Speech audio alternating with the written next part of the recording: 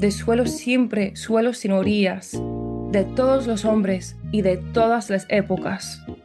Y fui toda en mí como fue en mi vida. Y quise ser como los hombres quisieron que yo fuese, un intento de vida, un juego al escondite con mi ser, pero yo estaba hecha de presentes.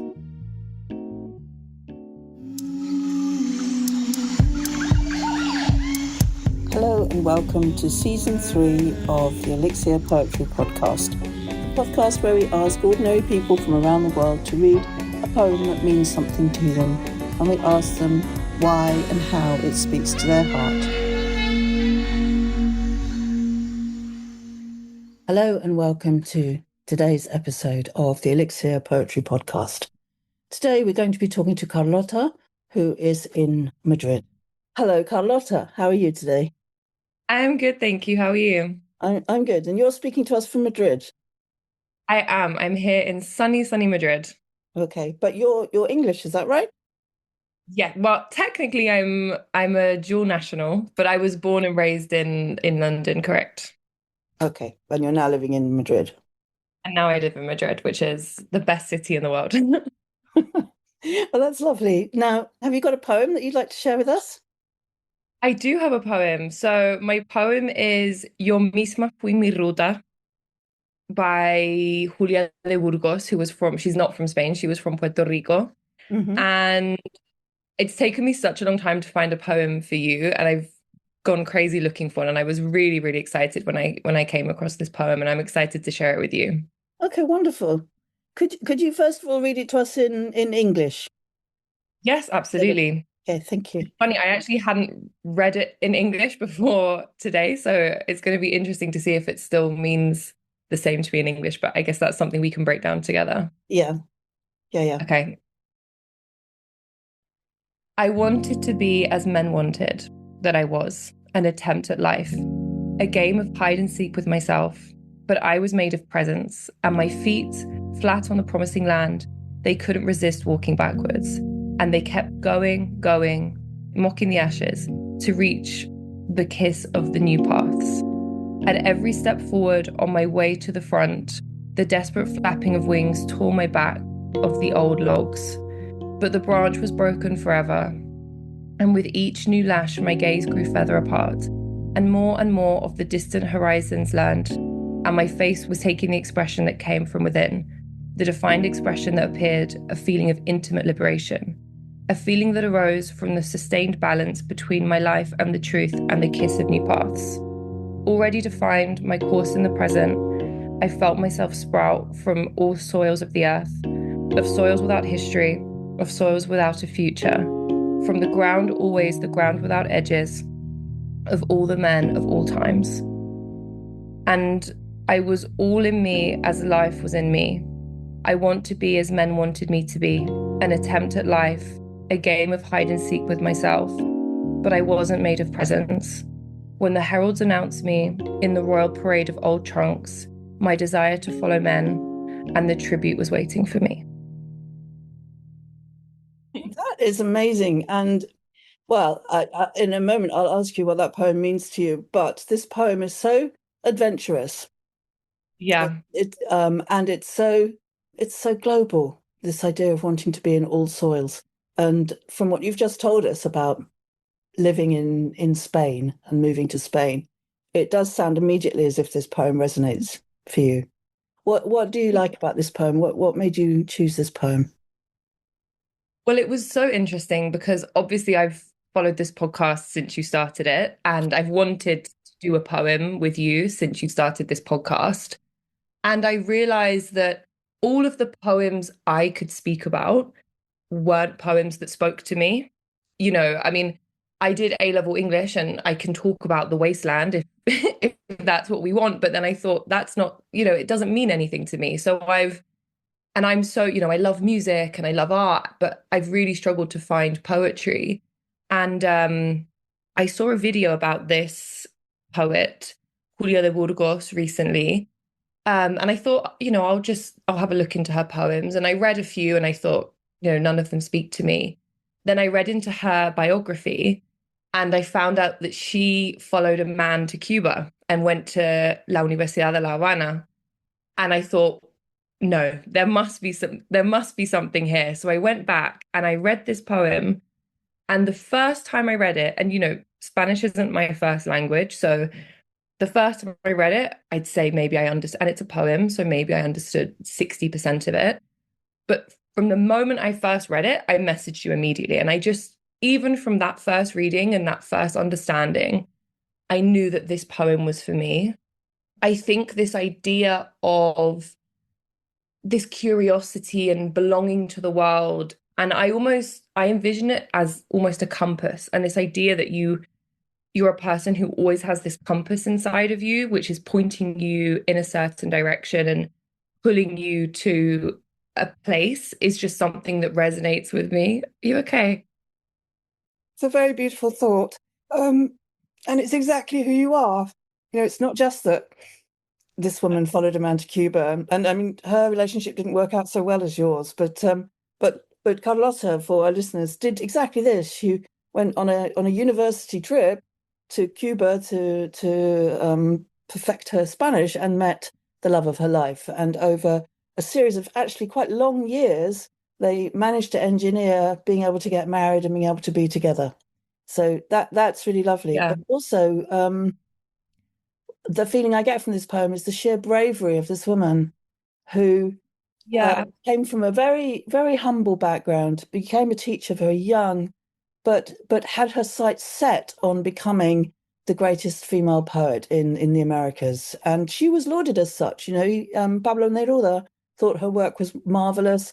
She was the most incredible woman, and had quite a sad end. She died very young. She died unknown and unfound Yeah. for a long time. But the strength of her words and her insistence on her own identity are really, really striking. And this is what you've done. I don't know what your friends are doing that you've known throughout your life, but there are very few young women who do what you do, fight for their relationship, and then decide, you know what, London is not necessarily the place for me. I'm going to go and set up my life in another city and build my life like Yeah. that. I can really see that this poem speaks to you personally and is about your strength, you know?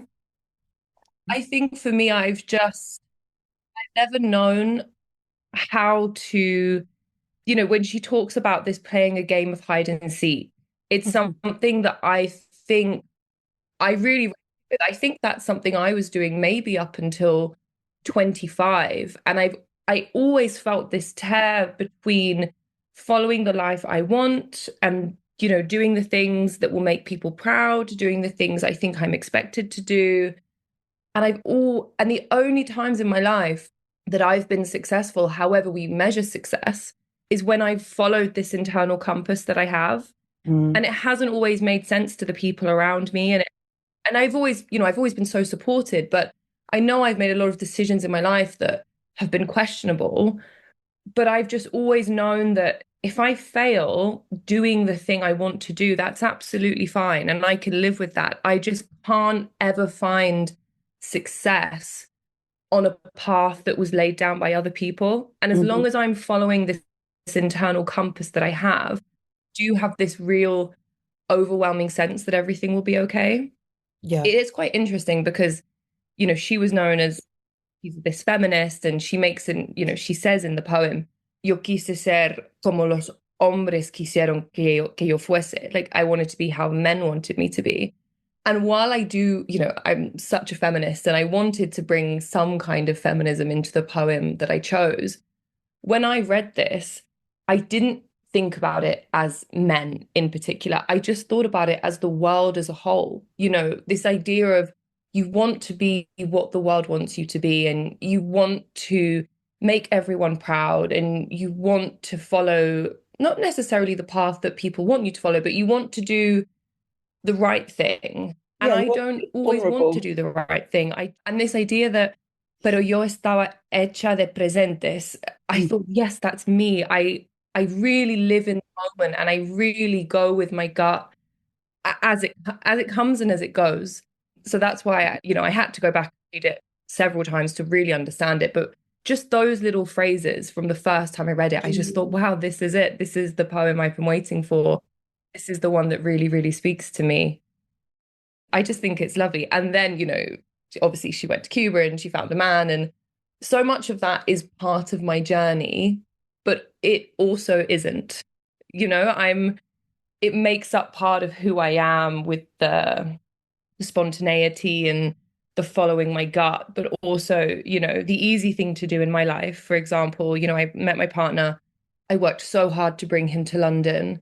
And then I just said, I don't want to be here anymore. I need to go somewhere else. And I'm so lucky to have found a partner that followed me and was willing to come with me. But I'm never defined by the decisions of my past. I have to go with the decision that I want to make now. And I have to just keep following this internal pull that I have towards things. And I felt this so strongly when I read the poem. I thought this poem actually made me laugh when I first read it, because I thought, wow, this is what people mean when they read a poem and it really speaks to them. And I felt that with music before. And I don't know if I've ever felt it with a poem until I read this one. And I read it giggling to myself like a child, thinking, oh my God, I found it. Here it is. Here are the words that I've been looking for to express this feeling of wanting to move forward and wanting to follow my path, and it not even necessarily being the right thing to do. It's really I absolutely amazing. love it. This poem is like a mirror of you, and I think you're a fantastic Yes. example to other people. I think you know that I do quite a lot of teaching, and I have so many students who are so unsure of themselves and anxious about exactly what you're talking about, what the world thinks of them, and they're not in touch with who Yeah. they are, with their own desires, with their own vision for themselves, and so they find themselves unable to act. And I think, Yeah. it's an old adage, to thine own self be true. This is how you find your equilibrium, is by following your own path and owning it, even if it's really scary and even if it's really difficult. And you're so right. When you do things that are true to yourself, however difficult they are, you have that faith that things are going to be okay, and you make things okay. But it's when you're in a Yeah. place where you're not comfortable with who you are, perhaps doing a job that doesn't fit you or living in a place that isn't right for you, that things become impossible. So I I love this about you, and I love the fact that you're coming from your generation, you have that strength of vision for yourself. Thank It's you. beautiful. I think I've always found that, I've done plenty of jobs that I haven't wanted to do. And I've been in so many situations in my life where I've had my head in my hands and I've thought, oh my God, what am I doing?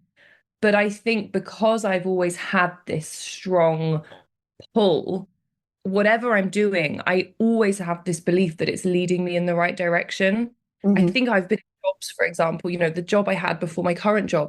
I remember when I got it, everyone kind of thought, what are you doing? And I was a receptionist in a hotel, and people thought, you've got this language degree and you've traveled and you've lived abroad and now you've come back to London to work as a receptionist in a hotel. And I thought, yeah, but I know I don't want to go and work a 9 to 5 in an office. And I don't want to follow that path. And I don't particularly want to be in a receptionist in a hotel, but I just know that this is pushing me closer to what I want overall than Hmm. me sitting working a 9 to 5 in an office will. And it did. And I'm so lucky that in the end it worked out, and it led me to meet my current boss and get the job I have now and have a job that allowed me to move to Spain. And it all flowed so well for me. And, luck is absolutely part of it. But I just think, I just thought I can go the conventional way and I know then I'll be okay. Or I can follow this pull that I have, and it's going to make my present harder, which is, I think, a lot of the decisions I make in my life make my present very difficult. But it's always because I'm pushing towards this future. Hmm. And it's always because I have this pull, and it's always because this, pero yo estaba hecha de presentes, and this current, I need to do this now, and I'm going to keep pushing forward. Yeah, I mean, and one other thing I loved about this poem, as we said before, I'm Spanish, and that was a whole journey within itself. And for a long time, I was looking for a Spanish poem. For people who don't have context, my grandparents were from Spain, and I've always felt this really intense pull to Spain, for as long as I can remember. And at some point, I need to break that down and figure out where that comes from. And I went through this journey of getting Spanish citizenship and being able to move to Spain. And I wanted to do a poem from Spain. But then at the same time, I lived in Cuba and I love the Spanish speaking Caribbean, whether it be Puerto Rico, whether it be Cuba, República Dominicana. And I thought actually that's such an important part of my journey as well. When I was studying Spanish, I really wanted to move to Spain, but I said, no, I'm not. Everyone thought I was going to go to Spain. I turned around last minute and I said, no, I'm going to go to Cuba. Spain can wait.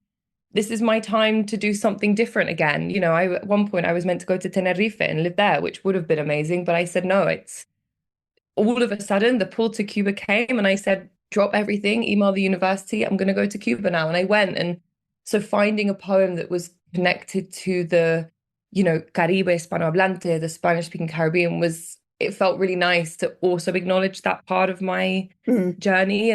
When I was practicing reading this poem with my husband, who is Cuban, he said, my accent changes a lot when I speak Spanish. And he said, wow, when you're reading this poem, your Cuban accent is really coming out. And I said, yeah, because I feel the Caribbean undercurrent in this poem. When I read it, I can see the palm trees and I can feel the hot sun and I can imagine this woman sat there, I know exactly what those rooms look like. I know what the sky looks like. And I can imagine her envisioning this world and envisioning this life that she wants to live from, these little dark rooms in San Juan, Puerto Rico. I think she's from Carolina, which in Puerto Rico, which is, it's so known for the music it produces nowadays, and it's so well known for the culture. And I could just imagine her sat there with, the music outside in the street and probably the chickens with the kikiriki. And I thought, wow, I really want to pull that in as well. It's something I can picture so clearly. And I know the heat that she was probably feeling, and I know she was probably sweating slightly, and I know the smells of the streets. And I just thought it was really beautiful to pull that in as well and connect with the poem in that sense. Yeah, yeah. It's truly wonderful. And a poem can be like a waymarker. There can be certain poems that you come across at different points in your life that really position you and where you feel really recognized. And it's great. It's speaking across ages. I mean, this poet, she died in the 1950s. It's a long time ago, and yet she's speaking in a language that is still relevant to us, I kind of thought that as well when I was thinking about choosing a poem. And there are poems that I studied when I studied literature and that meant something to me. And I thought I actually want a poem that means something to me today. And I don't necessarily want the poem that means something to me today to be the poem that's going to mean something to me in 20 years or to be the poem that's going to mean something to me in 50 years. I hope I have different poems then. And I hope I can look back at this one and say, wow, I really see why that one reflected me at that time. But hopefully, in 20 years, I'll keep changing and I'll keep growing. And whenever the poem was written, it's about when you find it and it's about when it means something to you. And I hope in 20 years we can do this again and I'll have a completely different poem to talk about. No, that'd be really amazing. I mean, in talking about, hope, what's lovely about this poem is that feeling of hope and curiosity and being driven by your own curiosity and hope in the future. And I think it's wonderful. And it's a lovely poem for someone who is young and adventurous to have chosen. Thank you. And I wanted to ask you because, you are so renowned for, your knowledge of poetry. And particularly, I think, I've spoken to you before about Spanish and Spanish poetry, and I'm such an admirer of your knowledge. And I was quite happy to have brought you a poem that you didn't know, I don't think, and that you hadn't read before. Yeah. And I just asked what your impression was when you first read it. Oh, I absolutely loved this journey into herself. And Yeah.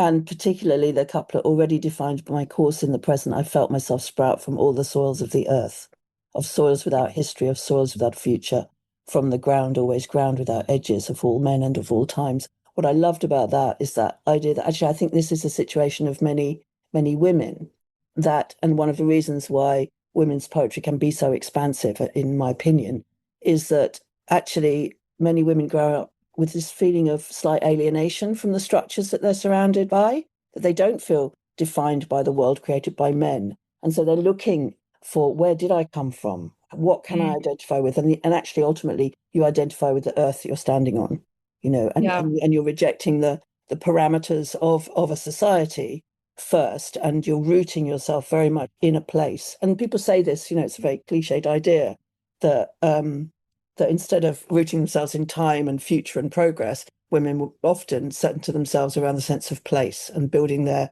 rootedness, if you like, in a feeling of space rather than of time. And I loved that about this poem, and I loved her authenticity. Her straight to the heart. This is my truth. This is what I'm saying about me. That clarity, that it's very pristine. It reminds me a lot of the poetry of someone like Alice Walker. That these women who just speak straight from the gut in an incredibly beautiful way. So yeah, that was my first impression. Was, oh my God, how come I've lived this long and not discovered Julia de Burgos? So many poets that their work hasn't been discovered yet, and I often think about that with music. I'm such a music fan, and I say all the time, my favorite song maybe hasn't been written yet. There's so much music. I'm so lucky that there's so much music in the world for me to experience that hasn't come yet. And I suppose it's the same with poetry. It's never ending. It's limitless. There might be a poem written that's so specific to you that no one's found yet, or there might be one that's going to be written next year that you'll read. Yeah, that it's of course it's completely fecund, because sort of everyone's a poet. There's it's so natural to the human spirit to sing and to be a poet. This is one of our defining features as humanity. That we sing our stories. Again, sorry, this is just the linguist in me. And obviously, you speak such incredible, beautiful, aspirational Spanish.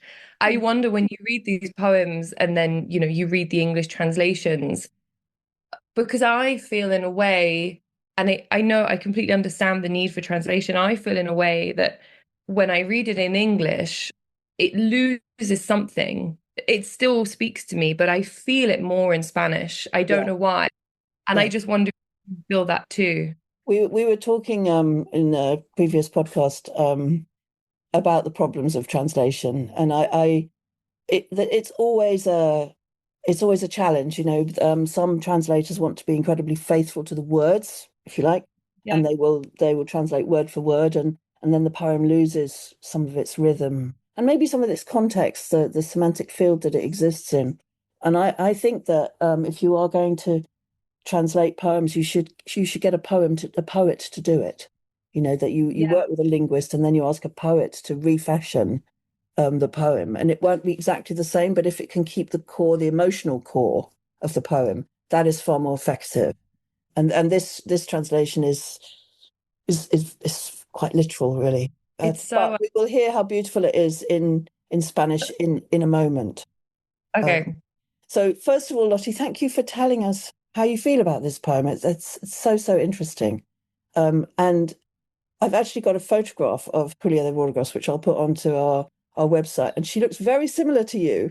It was quite striking. So that's another little, a mirroring for you, a very elegant young woman in this photograph. Could you, first of all, again, read it to us in English so that our listeners can hear it in the context you've given it? And then afterwards, I'll get you to read it in your lovely Cuban Spanish. I feel like I've set the expectation too high for how my Spanish is going to sound, but we'll go for English again first. Okay. I wanted to be as men wanted that I was, an attempt at life, a game of hide and seek with myself. But I was made of presence, and my feet, flat on the promising land, they couldn't resist walking backwards. And they kept going, mocking the ashes, to reach the kiss of the new paths. At every step forward on my way to the front, the desperate flapping of wings tore my back of the old logs. But the branch was broken forever. And with each new lash, my gaze grew further apart, and more of the distant horizons learned. And my face was taking the expression that came from within, the defined expression that appeared, a feeling of intimate liberation, a feeling that arose from the sustained balance between my life and the truth and the kiss of new paths. Already defined my course in the present, I felt myself sprout from all soils of the earth, of soils without history, of soils without a future, from the ground always the ground without edges, of all the men of all times. And I was all in me as life was in me. I want to be as men wanted me to be, an attempt at life, a game of hide and seek with myself. But I wasn't made of presents. When the heralds announced me in the royal parade of old trunks, my desire to follow men, and the tribute was waiting for me. You know, it sounds like a prayer, doesn't it? It's almost like a prayer. Really beautiful. Yeah. Yeah. Okay, Lottie, could you read it to us in Spanish now? Oh no. Okay. Yo quise ser como los hombres quisieron que yo fuese, un intento de vida, un juego al escondite con mi ser, pero yo estaba hecha de presentes y mis pies planos sobre la tierra promisoria no resistían caminar hacia atrás y seguían adelante, adelante, burlando las cenizas para alcanzar el beso de los senderos nuevos. A cada paso adelantando en mi ruta hacia el frente, rascaba mis espaldas el aleteo desesperado de los troncos viejos. Pero la rama estaba desprendida para siempre, y a cada nuevo azote la mirada mía se separaba más y más de los lejanos horizontes aprendidos, y mi rostro iba tomando la expresión que le venía de adentro, la expresión definida que asomaba un sentimiento de la liberación íntima, un sentimiento que surgía del equilibrio sostenido entre mi vida y la verdad del beso de los senderos nuevos. Y definido mi rumbo en el presente, me sentí brote de todos los suelos de la tierra, de los suelos sin historia, de los suelos sin porvenir, de suelos siempre, suelos sin orillas, de todos los hombres y de todas las épocas. Y fui toda en mí como fue en mi vida. Y quise ser como los hombres quisieron que yo fuese, un intento de vida, un juego al escondite con mi ser, pero yo estaba hecha de presentes. Cuando ya los heraldos me anunciaban el regio desfile de los troncos viejos, se me torció el deseo de seguir a los hombres y el homenaje se quedó esperándome. Wonderful. Ahí está. And it's just wonderful. And you're right, the meaning changes just think quite a lot. In Spanish, the meaning changes and is more beautiful. And also you get much more of a feeling that this is the ruta. Yo misma fui mi ruta, that she's telling the story of the road that she's been on. Yeah. Yeah. Beautiful. You know, in Spanish, they say that phrase in Spanish, cuando algo tiene sazón, when something has, I don't Seasoning, think, yeah. spice, or when something has feeling, flavor. Yeah. I feel like Spanish seasoning, yeah, like tiene más sazón. It has more.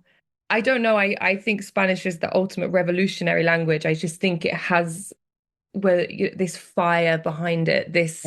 It pulls some. You know, I'm not a native Spanish speaker, but when I speak Spanish, it pulls something out in me that doesn't come with English. But yeah, I feel that poem so much more in my bones in Spanish than I do in English, which is so interesting because English is my language. Yeah. The language I can express myself I best completely in. identify with this.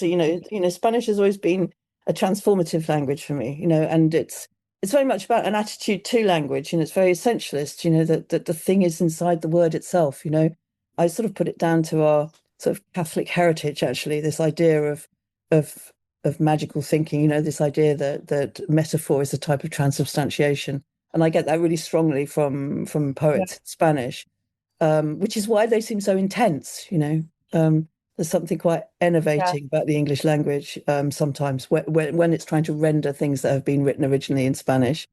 And you're quite right, they feel so much more complete. And the images in that poem, when they're in Spanish, are very contained because of the way that the adjectives and nouns are working to contain them, whereas we're extrapolating in the English version, which is attenuating them. It's making them less bold, And you're a very bold young woman, so you can really see that in Spanish this is more you. It's wonderful. Yeah, absolutely. Well, So thank you so much. I'm so happy I finally had a poem for you. I mean, it's taken so long, but I feel like we landed on the right one. yeah, no, it's wonderful. So Carlotta, thank you so much for coming to introduce this poem to our listeners. It's absolutely beautiful. Thank you very much. Thank you so much. Gracias a ti. I hope they enjoy it. And, to the English speakers there, you can absolutely enjoy the poem in English, but to our bilingual listeners, I would lean towards the Spanish version because it does really just have this Yeah, fuego. yeah, it does. Thank you so Thank much. you very Muchísimas much. gracias. Thank you very Absolutely. much. If you're a regular listener and are enjoying the podcast, it would mean the world to me if you could hit the follow button on your podcast app. And if you have a moment, leave a review and a 5-star rating. Remember, you can find the poems that feature in each episode on my website, helenwing.com. If you'd like to support the production costs of our Elixir Poetry podcast, please feel free to buy me a coffee. Thanks for listening.